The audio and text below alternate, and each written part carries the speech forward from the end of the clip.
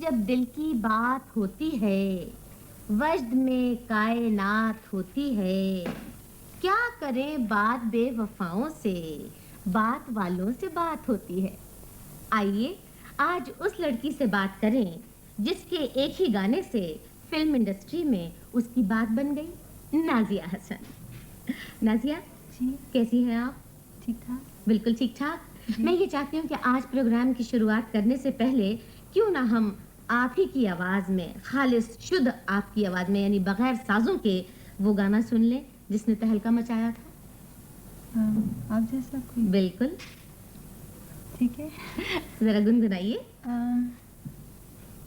आप जैसा कोई मेरी जिंदगी में आए तो बात बन जाए,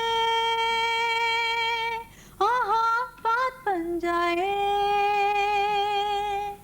फूल को बहार, बहार को चमन, दिल को दिल, बदन को बदन।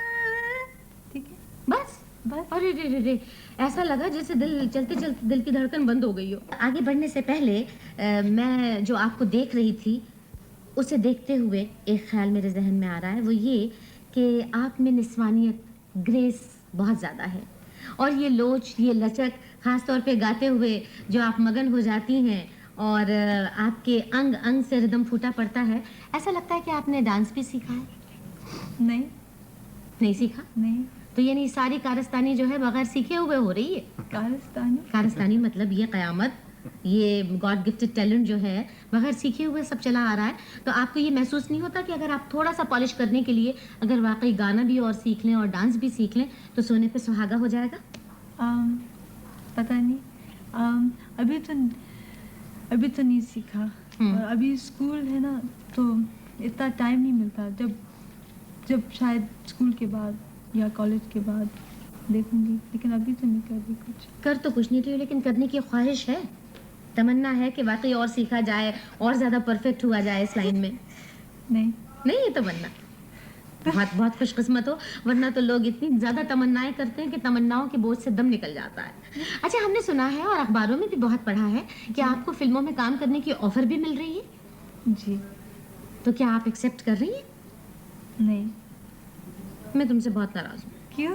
बस जो मैं सवाल करती हूँ उसका जवाब आप देती हैं नहीं। ये जी और नहीं चलेगा। बिल्कुल मैं आपको बताती हूँ। अच्छी ऑफर्स हैं, लेकिन मुझे शौक नहीं है फिल्म्स में एक्ट करने का। तो मैंने सबको कहा कि नो। कुछ लोगों ने नई रविश अपनाई है और मौसीकी के सुनने वालों की बिलाशुबा नंबर्स में इजाफा किया है, इसमें कोई डाउट नहीं होनी चाहिए। पॉप यानी मकबूल मौसीकी के दो बड़े नाम नाजिया हसन और ज़ुहैब हसन।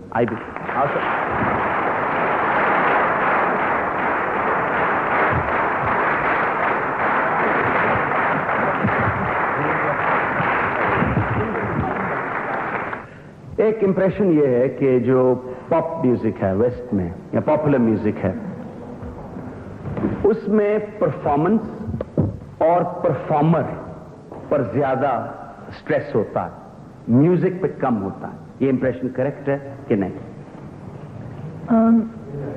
जहाँ तक मैं समझती हूँ कि आजकल ये होता है कि जब आप गाना गाएं तो जो परफॉर्मर होता है तो उसकी ज़ाहिर पर्सनालिटी परफॉर्मेंस में एक बहुत बड़ा पार्ट प्ले करती है। लेकिन जब मैंने पहला गाना गाया था तो ना किसी ने मुझे देखा था, ना किसी को पता था कि मैं कौन हूँ, कहाँ रहती हूँ, कहाँ से आती हूँ। मैं लंदन में थी, गाना इंडिया में रिलीज़ हुआ था, पाकिस्तान में रिलीज़ हुआ था, और जब हिट हो गया तो फिर लोगों ने पूछा कि किसने गाया। ओके, देखो अगर आउटस्टैंडिंग गाना हो तो उसका फर्क नहीं पड़ता परफॉर्मर पे स्ट्रेस या परफॉर्मेंस पे स्ट्रेस नहीं है, composition, recording. I think a good performance can enhance a song, उसको बेहतर कर सकता है। आई थिंक प्रेजेंटेशन भी बहुत रोल प्ले करती है। प्रेजेंटेशन बहुत इंपॉर्टेंट चीज़ है। आप किसी चीज़ को भी प्रेजेंट करें, या तो आप आर्टिकल लिख रहे हैं, उसकी प्रेजेंटेशन अच्छी हो तो हर चीज़ में ये ट्रू रहता है।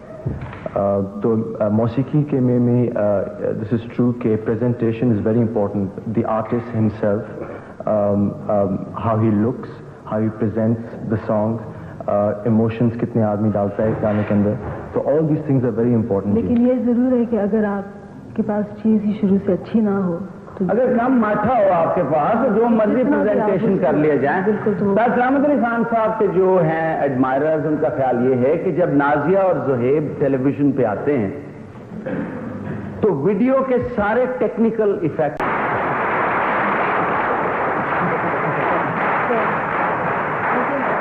ये था कि लोगों ने फिर जब हमसे पूछा, उन्होंने कहा कि जी ये आपने लंदन के कौन से स्टूडियो में रिकॉर्ड किया, ये तो आपकी जी 24 ट्रैक्स होते हैं तो इस वजह से ये गाना मकबूल हो गया।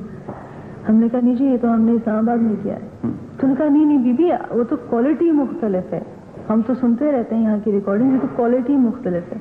हालांकि